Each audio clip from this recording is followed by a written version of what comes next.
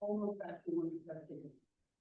Like this weird like cycle of like getting better and worse and better. I got to drive for the first time today in 3.5 weeks. I felt like a grown up. I was like, I'm so old again, right? Like, I haven't been able to drive for weeks, and that I was cleared to drive today. It was like felt like the best day. I could like play my own music again. I had control. I didn't have to have my in-laws drive me. All good things, right? So I'm very excited to be here and to have gotten here like an adult today. How is everyone? Hanging in there? We have beautiful weather. It's supposed to rain tomorrow. I'm excited for that. I hope it actually rains. That would be nice. Uh, so I want to talk about like a bunch of things, right? So we had a guest speaker last time, and we'll talk about that too. But it didn't give me any chance to kind of like check in with you before. I didn't want to take away her time. So I want to kind of go all the way back and work our way up to today. Okay, so as I was telling you last time, and a few of you had asked, like my surgery went well, and everything, so that was nice. Halloween Horror Nights was fun before. I went to, feels like an eternity ago, but we got to go to Horror Nights before we went for the surgery. It was amazing because I was injured. We got to go on everything so fast. Did anyone go this year? Yeah, I feel so bad sharing this, but we waited 13 seconds for Terrifier.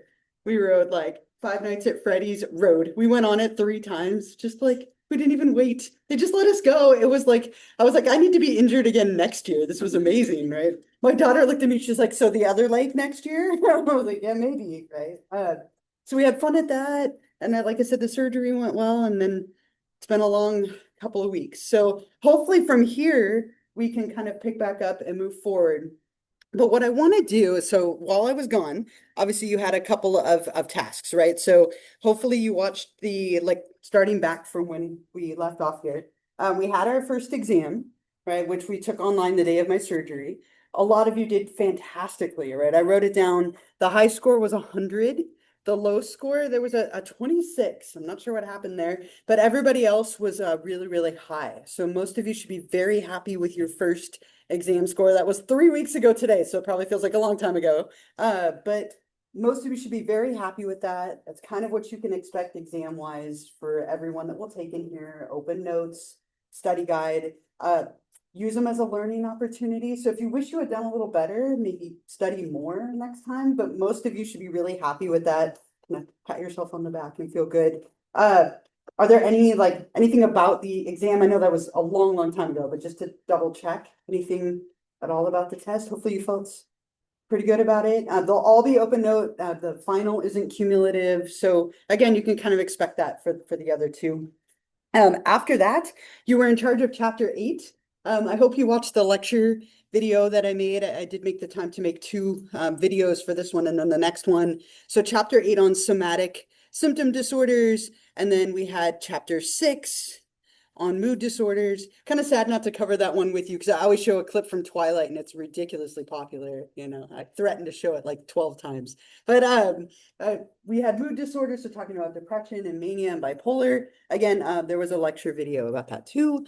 And then our guest speaker last time about suicide prevention. And I'm gonna be really honest with you. We lost our we had a young like person, Jasmine, who was our like speaker, and I missed her a little bit last week. She's so dynamic, and I felt like I don't know, I wasn't thrilled with the presentation. She spent so much time on statistics, and rather than like getting into like some of the meat of like the topic that's more important. But I hope you hold on to that certificate that she gave you, that QPR certificate. If you apply to go into a college, you apply to a job in psychology, put it on there. It's like a nationally recognized training and anything that you can put on a resume to make you look good. So put that on there, hold on to that certificate. I will definitely ask you what QPR stands for on the exam. What does the Q stand for? Question P? Persuade, right? And then refer, right? Question, persuade, refer, right? So again, I wanted a little bit more out of her from that training. I felt like she spent a lot of time on the statistics, but make sure you look over the rest of this chapter on your own. It very linked to mood disorders, right? A lot of people who are depressed consider suicidality. I always think just as kind of like a a note and then I can see if you have any comments about what she had to share. I always think it's better to overreact to somebody's suicidality than to underreact. I can always forgive myself for caring too much, but can I forgive myself for not doing enough has always been my personal philosophy and as a therapist as well. But then I never want to be that person. Like my daughter the other day said, like, oh my gosh, I'm gonna kill myself. My daughter Emma. And I was like, okay, well, I'm not gonna go like commit you for that. Like she's 11, right? Like, so there's a balancing act. We had a conversation about how that's not an appropriate thing to say, right? If you're upset. But I also think that you can overreact a little bit as well. And it's important to know who you're talking to, right? If there's somebody who says that kind of stuff casually, not that that's okay, but to keep that in mind. But it is important to treat it seriously. And we have a lot of really wonderful resources, like she gave you on the back of that card, phone numbers that you can call, things you can text, if somebody does need some help. Are there any like general comments between, I won't share with Allison, but any comments about her presentation? Was it helpful, not helpful? Any thoughts at all? Yeah, sure. I kind of noticed what you did, where very statistic heavy. It wasn't like I felt it would have been more beneficial, especially because how important was possible. Yeah. To kind of dive more into like my favorite part was when she was breaking down signs. Like Right. you're talking. That's the important piece, right? Yeah. I was expecting like that to be like the tip of the iceberg. Yeah. Dive more into that. Mhm. And instead it was more of like it felt more like to me like she had so many demographics that she wanted to include in the presentation that she didn't have enough time to really like Right. get all of them in. Mhm. Like, cause she wanted to talk about veterans, she wanted to talk about all of these different demographics. And she didn't have the statistics to support all of that. Sure. I think that the presentation would have been a little bit better if she maybe instead of 5 demographics, picked 3. Right. And done those inside and out, like she knew them on, like from the back of her hand. Right. It felt like some of the information she did know and needed the statistics to kind of use that as a crutch as well. Yeah, no, I agree with you. And it's completely like their thing. Like I have no control or part in it at all. And but I agree 100%. I wish that they maybe one slide with all of it, like overwhelm us with one slide and then move on. Yeah, I would agree, which is surprising because she is a therapist. And I thought that would be more her. That's traditionally the focus. It wasn't this time for some reason. So that was my feedback to her as well. We got presentation before and that was the first time I thought. Sure. Yeah, no, and I'm glad you shared that, right? Anybody else similar? I saw some of you nodding, like any other like thoughts or reactions? Yeah. Back at the end, I understood the point. Role plays are the worst, right? Yeah. But yeah, Yeah. if you don't like know the person you're Right. doing that with well, I hate activities like that, right? I'd love to tell you those go away as you move on in psychology, but they give you your shoot in your head. They get more and more involved, but on like a deeper level where they're more meaningful, right? Here you have 3 minutes, ask someone that you don't know that's in a fictional scenario if they're suicidal, right? Like and then you just go like, sheet that's like, here's Yeah. how horrible your life is. You have to say quickly, you have 2 minutes to have a really awful life and then be suicidal about it and then deal with it. Yeah, and I completely agree. It's awkward, it's so contrived. I think she just wants you to say the words in case you haven't said them. But I agree, and I'm glad you shared that because I know everyone like the second they go role play, I mean, we all kind of universally go, they're never popular at all. Any other thoughts or comments or anything else about that? About the whole presentation? You get the certificate, whether it was well presented or not. So please use that because it really will help you stand out maybe against somebody else who doesn't have something like that, especially if you're going on in psychology, which I know a lot of you are. Look over the slides and the stuff for chapter 7 as well in the book because I won't be going over that. And then where we go from here, we have eating disorders, substance disorders, and then our next exam. Okay, so kind of hopefully moving forward. We have a normal week this week. And then your second part of your paper is due coming up too. So I just wanted to kind of mention that. Was that your question that you had? Yeah. I'm looking I answered my question. I'm like, Okay. But, I was looking for like the amount of references and. One. That we needed, it was like one, at least one peer review. Yeah. It said in addition to the textbook, if we.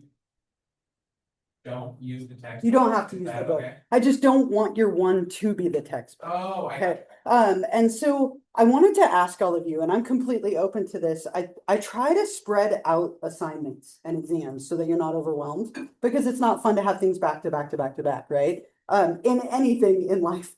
So your next exam is on the 27th, and the paper is due on the 20th. I'd be willing to give you a little more time on the paper if you want it. Does anybody want me to push that back just a little bit? This one's like the rough outline. Yes, yeah. So, I mean, it's up to you, right? Think about it. And maybe I'll check in with you. So what I can do is if you want to turn it in early, it's open, right? So if you want to keep that deadline, what I can do is at the very least give you till like Wednesday next week. So let's do that. I'm going to make the deadline Wednesday next week because I haven't been here. I want to make sure you have enough time and it doesn't feel super rushed.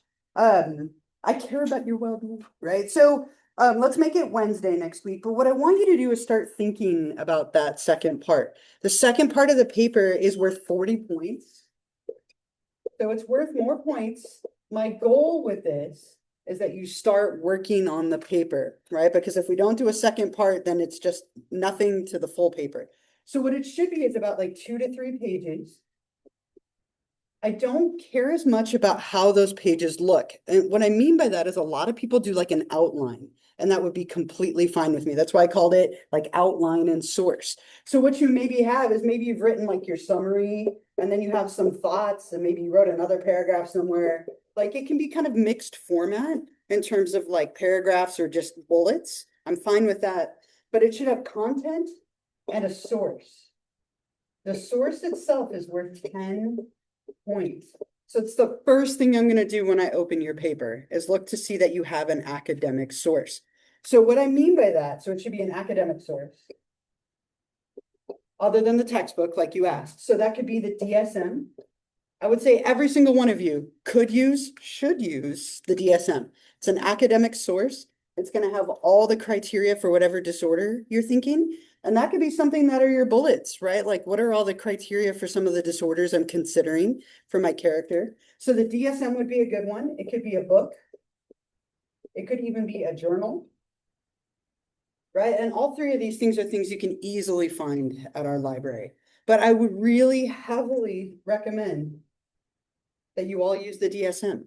Right? The DSM is going to have all the criteria for any disorder you pick, right? And so that would be a really good one for you to use for that academic source. So what you'll need to have is like the name and all of the citation information for your source. That's worth 10 points of the 40. And then the other 30 is just your progress toward your paper. So again, I tend to see like some people will maybe have written part of the paper. That's great. If you just have bullets, that's totally fine. I just want to see progress, right? And that's the whole goal of this, and to get you to find a source. You might also include your show. So if you want to put that on there, you're going to need it for the final paper, so you might as well add it now. You don't have to have it now, but 2 to 3 pages with your academic source, progress, and then if you want, add your show as well for like that citation. Yeah. So for any source that we did that Yeah. Yeah, so let's say you use like Wikipedia to help you with your summary, right? Make sure you cite it on the citation page, and you're welcome to use non-academic sources, but I want you to have one academic one, and then anything else you want to use beyond that's totally fine. I see that a lot too. Yeah. Like, and replicate like one separate page. Yeah, so we'll talk about that for the final paper. Oh. So this piece does not need to be in any kind of APA format. The final paper, I'm going to ask you to try a cover page and a references page, but we'll go over it. So I'll make sure you know what that looks like before we get there. So for this, you don't have to worry about it, but for the final paper, you'll try those 2 elements. Right? There's a lot more to APA, but that's all I'm going to make you try for now. Anything else about the paper for the moment? Just be thinking about it. Again, I'll move the deadline back to Wednesday, the 22nd. that if you are done earlier, it's open. You can turn it in anytime if you want it like off your plate. But if you want a couple extra days now, you'll have it. Okay. And I hope that kind of like brings us up to today. But any other like questions, comments, thoughts, anything about anything between when I saw you last and today? Anything else? We hopefully get back on track, right? I feel like it's just been a like, let's get back on track in life. That's been my last week. But what we'll then jump into today, and this will take us like a day and a half, and then substance disorders a day and a half, are eating disorders. So chapter 9. Let me bring this up. So what we'll look at the kind of 3 main eating disorders. There's 2 big ones, and then they added one more in the DSM-5. So we'll talk about anorexia, bulimia, and binge eating disorder. Those are the 3 main disorders. And then causes and treatment. Right? And these are a pretty common group of disorders, right? Where people have some kind of disturbance related to food, related to eating. And food is really a tricky thing for a lot of people, right? Food is loaded, right? There are a lot of like elements to food. Really, really easy example. How many of you eat when you're stressed out?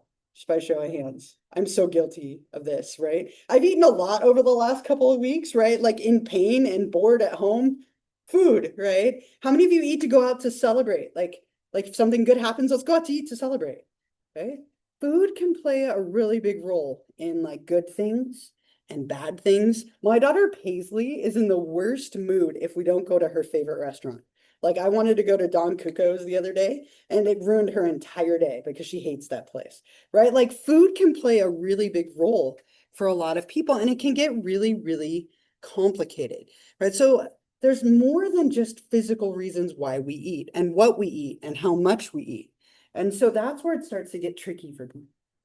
So a person with an eating disorder is typically eating or refusing to eat for like a psychological reason rather than a physical one.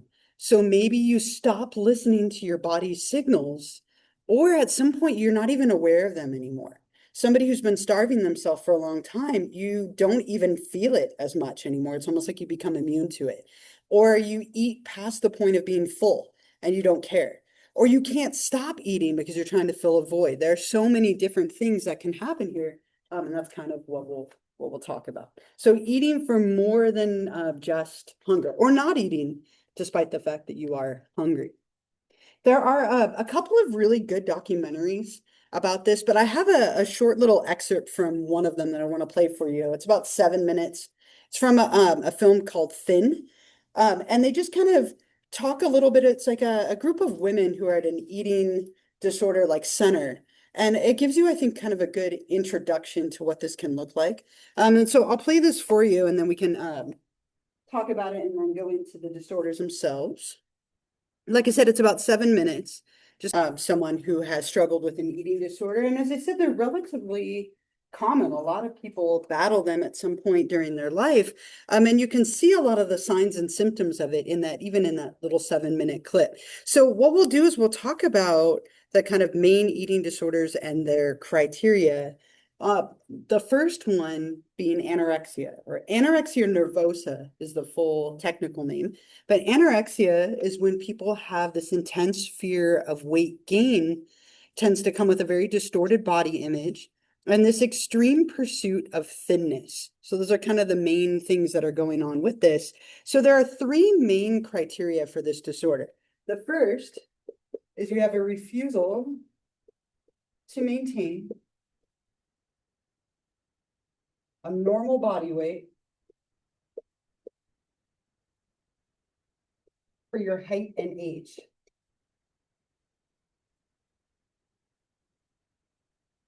Okay, so there's a kind of a typical range that you should be in for your height and your age. And so what we say to kind of qualify it a little bit, it's less than 85% of what's expected. Okay, so you're less than 85% of where you should weigh for your height and for your age. Now, for some people, like being less than 80% is still kind of like a typical normal range. So this can be a little bit subjective, but the idea is that you're very underweight. By definition of this disorder, you have to be underweight. Now, that's one criticism of this because people can show patterns of anorexia, but not meet this criteria. And there's really only three main criteria.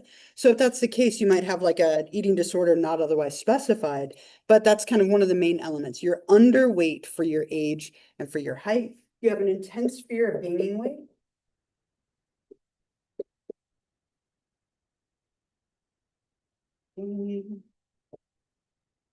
And that fear of gaining weight tends to lead to like really restrictive eating.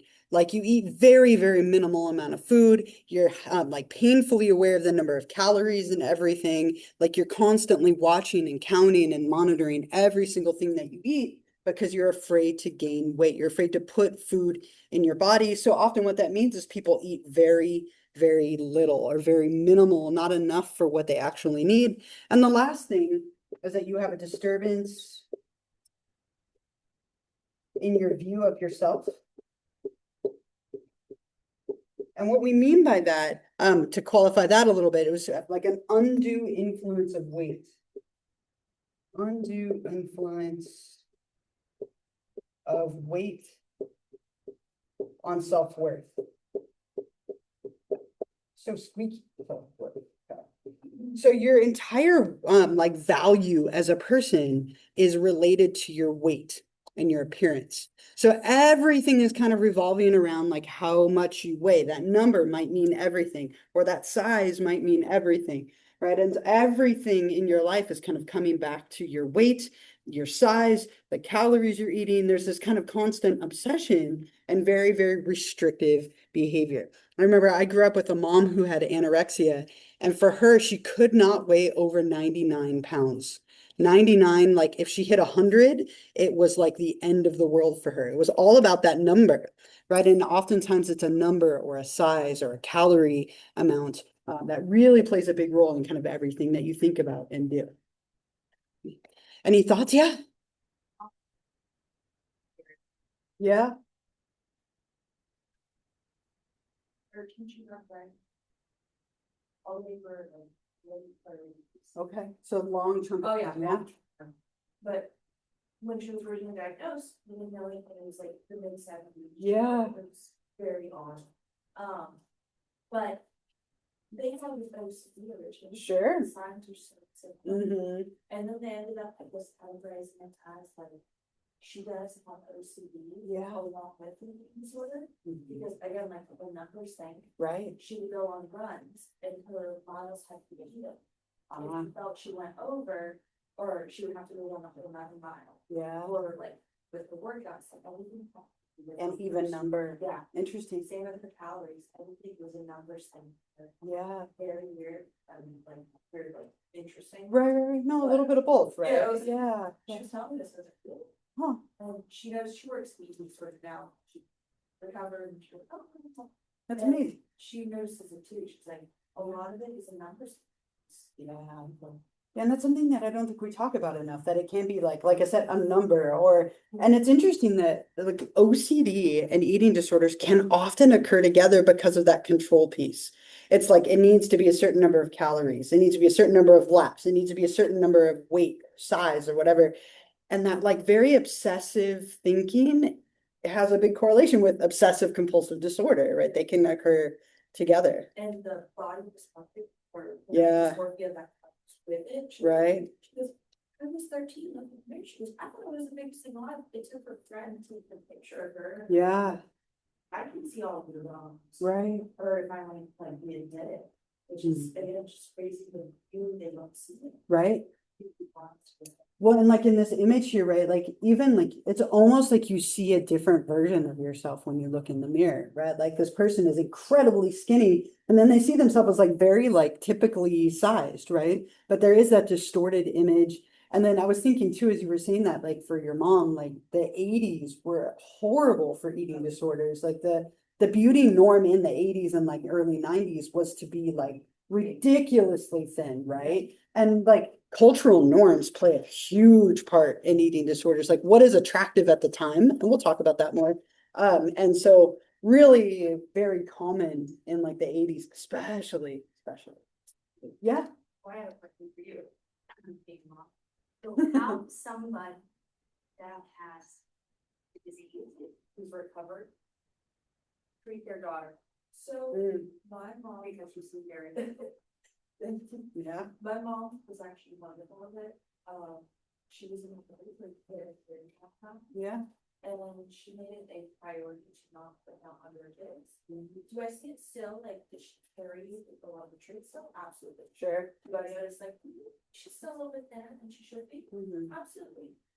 But she's never forced on me or to her sisters. She's always been very positive with everything.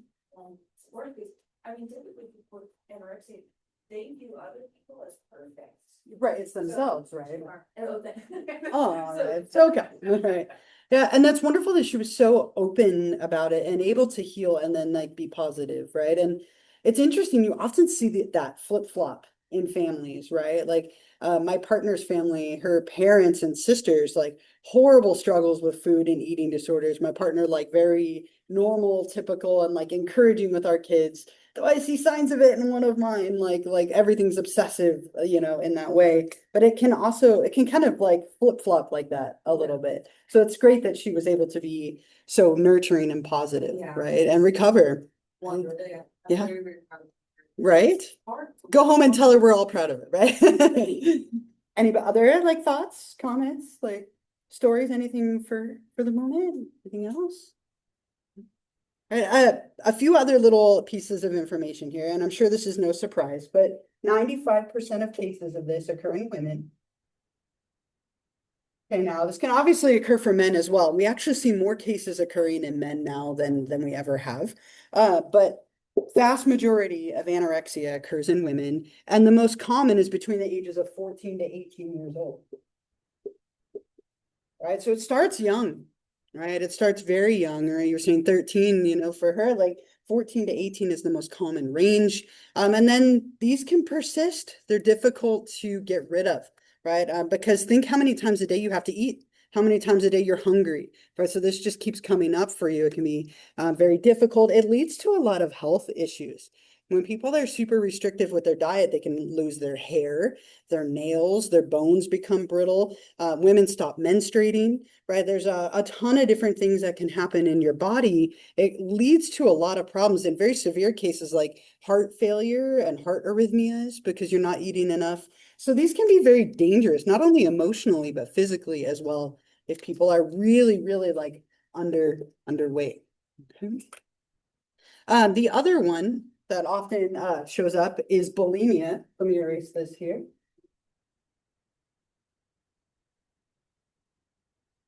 Bulimia, a different pattern, but some of the similar threads, right? So with bulimia, or bulimia nervosa, which would be the full name, sometimes called binge purge syndrome, right? Because there's two different pieces going on here. But with this one, what we tend to see is people having like episodes of binge eating, which we'll talk more about in a second, followed by some kind of purge, or what we call a compensatory behavior. You eat way too much, and then you compensate for it by getting rid of it in some way in order to avoid gaining weight. Because if you didn't do that purge or that compensation, then you would gain weight from it. So it's kind of this very cyclical disorder. So with this one, we have recurrent episodes of binge eating. Binge eating. Okay, so binge eating, the way we define that, and this is such a like subjective definition, but we'll put it up here anyway, within a period of 2 hours or less. Okay, so within a short period of time, eating a larger amount of food than most would eat. That's really subjective, right? Like incredibly so, but that's what we say. So you eat more than most.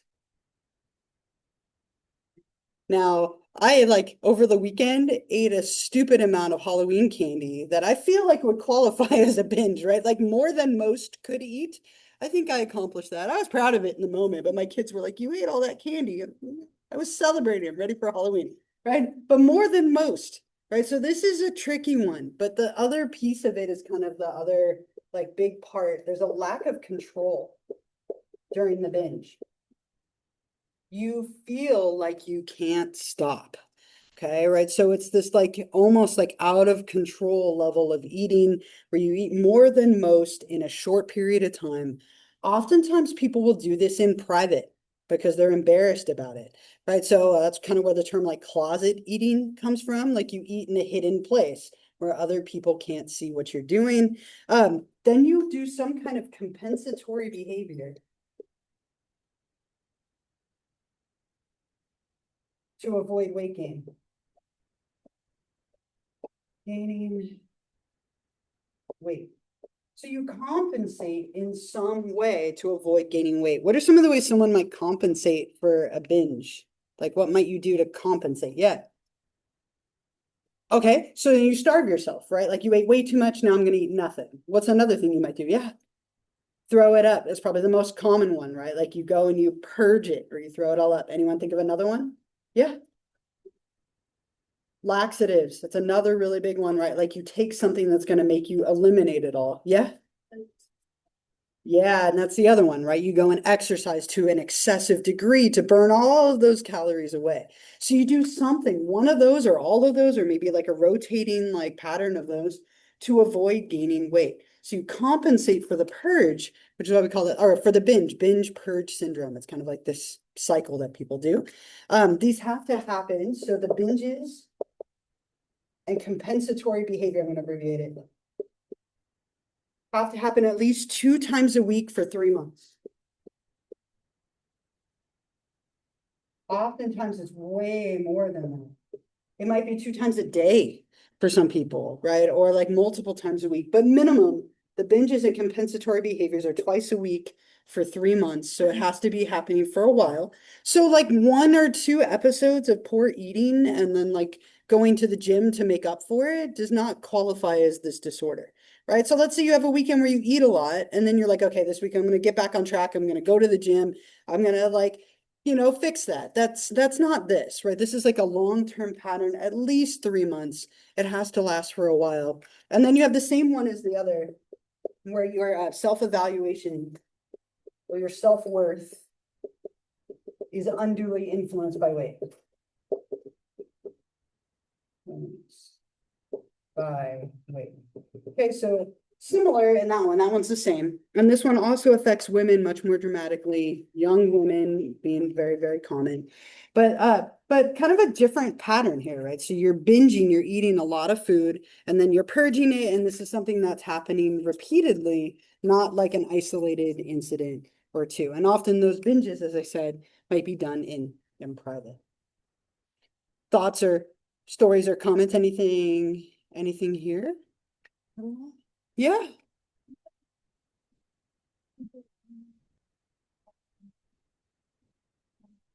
Mhm.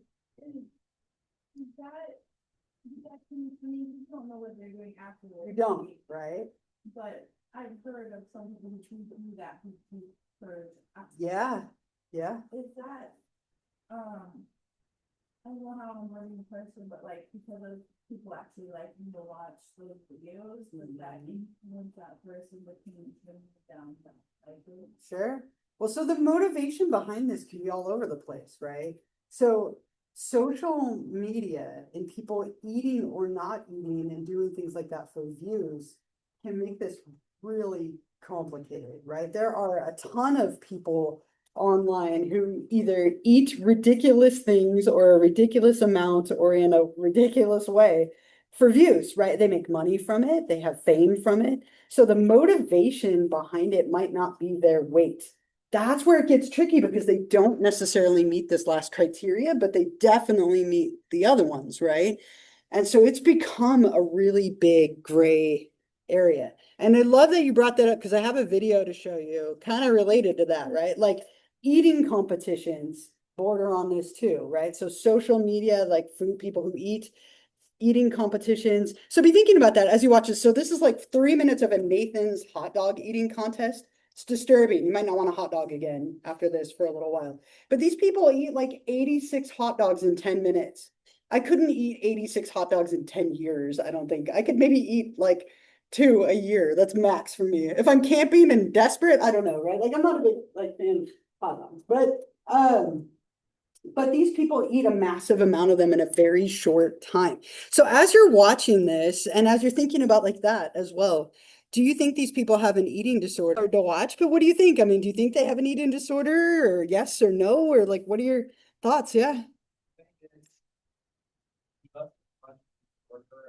One rated for, Okay. I think like, if you hear Michael Jordan talk or Tom Brady talk. So I think of Brady the second you said that, right? Yeah, Exactly. You know, or like anybody that looks from the outside that doesn't play that sport, Mhm. looks at any of those people and be like, all right, that's a very unhealthy way to think about Sure. success or winning or all of these things. I think to them, it's not a matter of like how much, like it's to them, it's like how much food do I have to eat to actually like win stuff. I think that they Yeah. want to be the best at eating. I don't think Mhm. it's necessarily like tied to a why. I think most people have a why that underlines their Sure. like, oh, I'm never gonna be good enough, or oh, I don't like, you know, I think a lot of people, the more confident they feel in themselves, the less that it kind of has to do with external forces. I feel like a lot of them, they see it as a paycheck, they see it as Yeah. they Oh, they make a lot of money and they make a lot of fame from it. a lot of money. Yeah.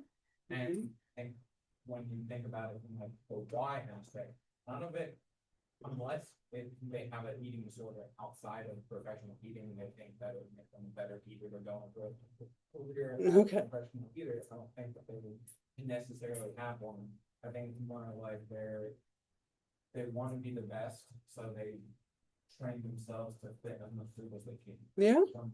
Look at someone who has to eat, so that it's often measuring up to like heights that they, one, don't matter, and two, that they constantly keep thinking about, that they have to, you know, be this perfect person. So kind of the motivation behind it or Yeah. like the motive behind it. Other thoughts? Yeah, I'll go here and then there. Yeah. Though, they for being thin, so it's. Yeah. Sure. Yeah. I love that you brought that up. Just one is kind of deemed as less of a disorder than the other, so. Yeah. Like, just how you look at it. Right. How you phrase it, how you look at it. Like it's tricky. I don't have an answer to this, right? Like just to put that out there because it's tricky. Yeah. Did you have a thought? What do you think? Is there any somebody that's characterized like this continuously eating? Because it seems like bulimia has the purging aspect. Yeah. It's like getting rid of it and anorexia, you're not. So what if you just continue to? Yeah, and that's the last one that we'll get to, right? Like, so people who only binge but never purge, and they gain a ton of weight as a result because there's no compensating. I'll go here and then back to you. Yeah. So, on all these disorders that we're learning about, not specifically eating disorders. Yeah. A lot of people are asking the question about why. Right. Like, so many, you know, in the diagnosis and stuff, doesn't say why. Yeah, they don't always consider it, do they? I can't think of any that mentioned that, Right. that why is a Mhm. relevant factor. And I feel like that's kind of the elephant in the room, isn't it? Sure. Well, and any therapist that you go to is going to think about the why, right? Like, so oftentimes the why is the distinguishing factor between disorders, right? So like, are you like, when you're talking about OCD versus an eating disorder, for example, right? So versus body dysmorphia, right? All three of them can present very similarly, but the specifics, the very specific little things, especially like the why, right? Matters, right? Is it because you want to be thin and your body weight or matters? Or is it specifically just a number? And that number could be 180 or 190 or 200. But you're okay. It can be like, so maybe it's not thinness, it's a number, in which case it would be OCD and not an eating disorder. Or if it's like how you look, but not your weight, then it would be BDD, right? So the why matters a lot. They don't always explain it in the criteria, but you would hope the therapist diagnosing really look at that why. So the powers that be, thank you. Mhm. The powers that be, why do they not address that when.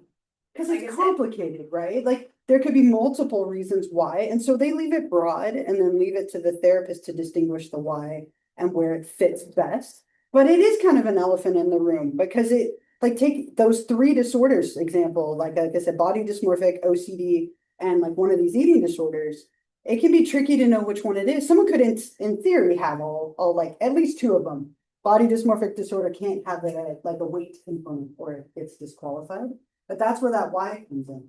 So the APA leaves it broad so that the therapist can kind of distinguish the why, because it can take a long time to get to the why.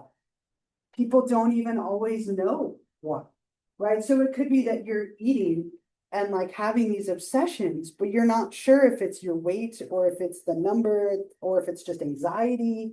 So sometimes the why is tricky to figure out, which is why they leave it so vague.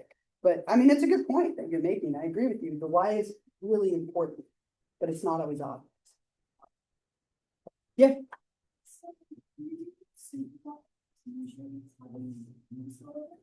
But, people that do any of the competitions. Yeah. Competitions, they usually don't. Right. Maybe supermodels are typically the as female, Mhm. and then eating competitions are usually males. Men. It could be. There's definitely some like inherent like sex differences between what you would see in each of those categories, right? Or you mentioned like the mukbang, like the people who eat like a ridiculous amount of food to be watched, right? Like and have people view that. I had a friend and who used to put on YouTube and watch people eat while she ate because she didn't want to eat alone. Like, I mean, food is just bizarre in that way. Like, there's so many different people. And my kids are obsessed with, like, oh my gosh, I just forgot his name. Oh, it'll come back to me eventually. Like, they just watch this guy eat constantly, and like, and they're always talking about like the things that he's eating or not eating, and he's lost so much weight now. They're like obsessed with this guy. But like, you don't even know what I'm talking about. I can't remember what. Yeah. Yeah, avocado, whatever, like Nikocado, avocado, whatever, right? Like they're obsessed with this guy, and I'm like, why? And they're like, because it's fun to watch him eat. And okay, like it's just there's so many on social media, and that kind of stuff really literally feeds into this. I don't know if any of you have ever done an eating competition before. I took first place in a pie eating competition back when I was a teenager. I never ate those pies again, like they were whipped cream pies. And I threw up afterward and I will never eat them again. Like it ruined it for me. I'm not sure it was worth it, but I got a trophy. I kept it for years, right? I was like, I won't be eating. I think I lost in the end. But I mean, eating competitions, if it's one little isolated thing and your motivation is winning or money, right? Then it doesn't meet that like last one where it's about your weight, but it could get there. Like oftentimes they can kind of go together. Yeah, Esther, do you have a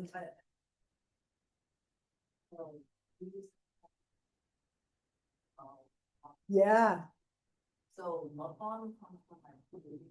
yeah, Mukbangs where older people would be voting whenever.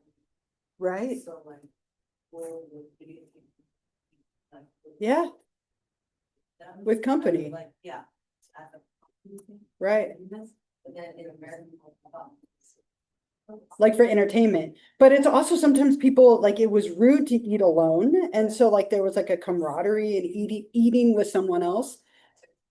Really wild, right? Though, but there's so many things like that. Are the people eating weird things in order to get views? Like you have to look at the motivation, but that doesn't mean it couldn't transition from that into this, right? Is that a hand? Yeah. Oh, yeah. So the body dysmorphia was like not associated with eating disorder? Right. So that's the last criteria. It cannot be exclusively due to weight. So think about it as like a certain part of your body that you would like feel like is unattractive. It can't be your weight or it would fall apart.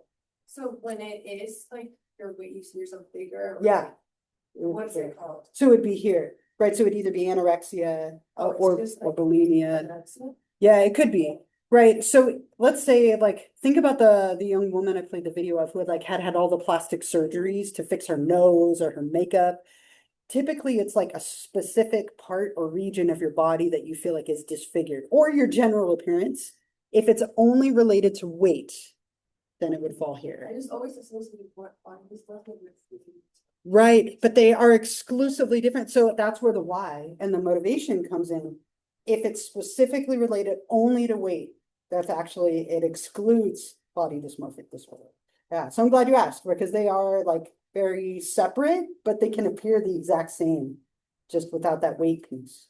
There was a hand out there. Yeah, Watch this video, it's very, I could do with this. It's Sure. Someone that had identified themselves as like overweight, and they lost a front voice. Uh-huh. What they did was they ordered one of their, those who ordered from one of the places they haven't eaten in a long time. sure. Just to see how much of the food they would healthily just Mm. stop themselves at. Interesting. And it was like not even a quarter of the food that he had before. Yeah. It's already, it's like, I'm full, like I don't even want to, like, this food. Well, And then it kind of like, I wasn't never like overweight, but I did recently lose a lot of weight. Yeah. I was I tried the same thing, I tried over and over. sure. Twice, my same order, and I could not get through it. And it was making me realize like how much of, not only like how much we eat, but like what we eat also affects. Yeah. the mental health in terms of like trying to get yourself out of those. Yeah, And right. To be even, I also say like, you don't necessarily have to only be eating unhealthy foods all day, but you can find yourself in a place where you do have an eating disorder. Mhm. You think that you are healthy and you are eating healthy foods, but then when you look down to it about how much of it Yeah. you might not actually be as healthy as you think about. Yeah, really interesting, right? And like to clarify, and like you're bringing up, there's nothing wrong with wanting to lose weight, right? Like losing weight can be a really healthy endeavor. Like in 2020, I weighed 52 pounds more than I do now. It was 5 years ago, right? And like it took me 5 years to lose like that weight and like thankfully keep it off. But it was like little shifts, right? And the reason I did it was because my blood pressure was so high. They're like, you either lose weight or you go on blood pressure medication. And I was like, I don't want to be on that the rest of my life. So I'm going to make changes. And I started going to the gym and I started eating differently. I still eat my cake. I had cake yesterday, right? Like, but I try to eat it in like more moderation. Nothing wrong with wanting to lose weight. And it's interesting because when you eat a lot, your stomach expands, like you're talking about. And it's easier to just keep eating more and more. It's an interesting comparison to placebo sometimes. 5, 6 years ago, I had been able to since then. Mhm. Primarily exercise using only like my body weight. Sure. Resistance. And when you do that, like what you eat, how much you eat really does affect like you can feel everything. So it's like whether you're 140 times doing push up or 175, you'll feel the difference. Yeah. I feel like I encourage anyone that still does from both body just not feel I just almost have that just about just regularly doing body weight exercises. You would feel how much pressure and getting them, because then you can actually feel how much how bad you actually are. So yeah, sorry. I actually think I had a friend who was like overweight and she ended up having the plastic bypass. Yeah. And she's so worried about gaining weight that she started drinking very heavily. Yeah. Which then turned into a whole bunch of, which skipped the weight off, but then what she didn't realize was she died from it because her stomach shrunk, so the amount of alcohol to God's intake was like less than what she could have if she was only heavier if she was remembered. So I saw how inviting they got for someone to want to eat, but be scared of eating. Yeah. Because There's that fear, right? yeah, and it in a sense, they all kind of come down to like self-worth in the sense that that's like a lie. Because it could be from trauma that It could be. you know from Yeah.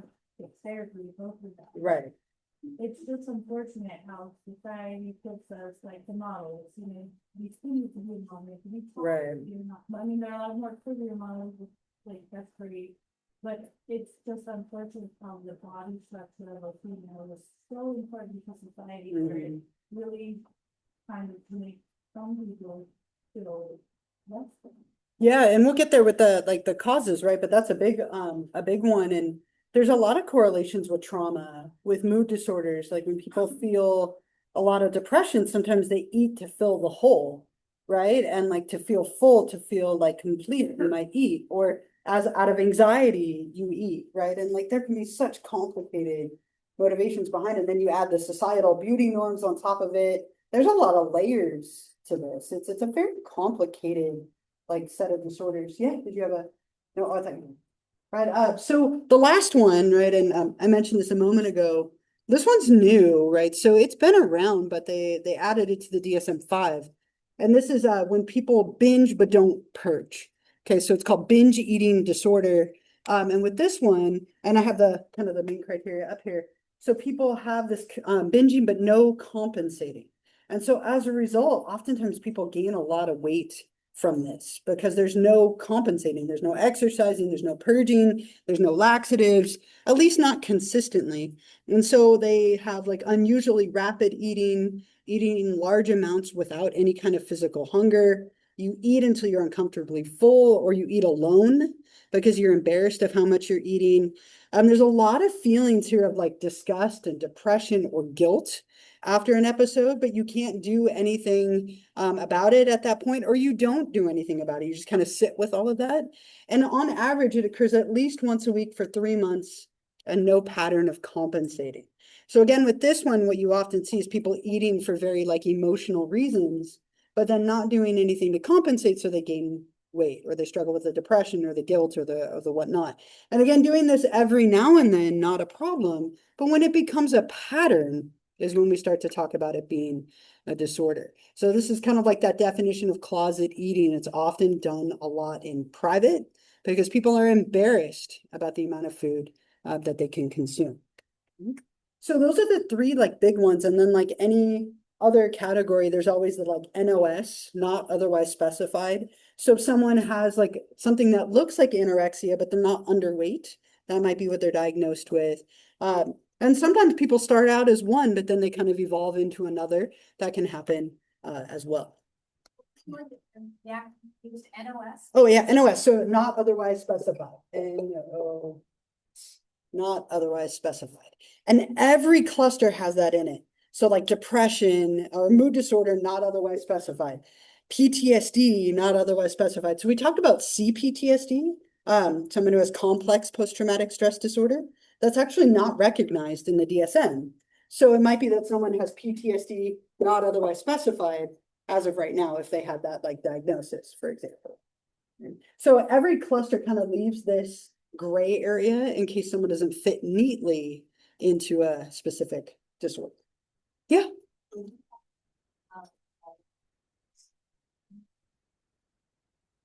No, well, sort of, but like, okay, so this one, there's no compensating, right? So you can't have this one and binge purge syndrome, right? Or like bulimia, because they have an exclusionary criteria. And then you couldn't have this and anorexia because you would have to like be restrictive in your eating and be underweight. Like maybe, like, but it would be tricky. So typically people fit neater into one, or they kind of end up in a gray area if they have elements of all of them. Like maybe you're anorexic and you're underweight, but you have these binges, but you don't do anything about it. Like you would probably fall into that. Yeah. Yeah, that's what my mom says. Yeah, It started off with. Yeah, sure. and then it just fell directly into. So Yeah. Yeah, and that can happen. It kind of like transitions or evolves into one. And people who have an eating disorder, you might kind of go back and forth over time. Like maybe you have a period of time where you're super restrictive and you don't eat hardly at all. And then you go through these binges and purges because it's a stressful time in your life. The motivations behind these and like all the elements of it are tricky. So it can evolve over time as people change and evolve. Any other like stories or thoughts or comments or anything for the moment? I always think of I have a sister-in-law. Did I tell you about Kim when I was talking about I did, right? Munchausen's. Did I mention Crazy Kim in the lecture? I think I did, right? Feels like a few weeks back it was.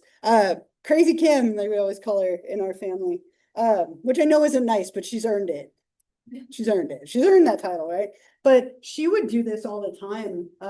Like we watched her house once for her, and in her closet, it was just like wall to wall Snickers. I almost felt like I walked into like my own version of heaven. Like when I walked in her closet, it was like Snickers everywhere. I was like, "Ooh, this is exciting!" And my partner was like, "Don't touch." She knows exactly how many there are there. Like, and I was like, "Oh." She's like, "I'll take you to the store. We'll go get Snickers." I'm like, "No, but this is like picture worthy. It was a thing of beauty, right?"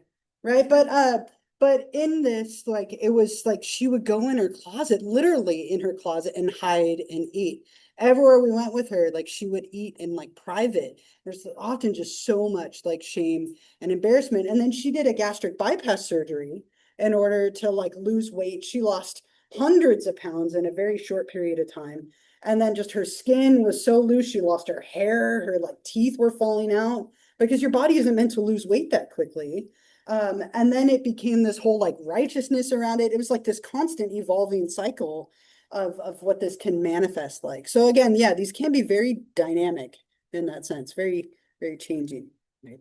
And I sadly didn't get to eat any of those Snickers in her closet. None of them. But I made up for it this weekend with my Halloween candy, right? That's fine. Okay, I think what I'll do, I'm gonna stop here rather than like get into one and then stop. So we'll pick up with this on Wednesday with the risk factors and then treatment, and then we'll get into like kind of concluding this, and then we might start a little bit of substance disorders as well.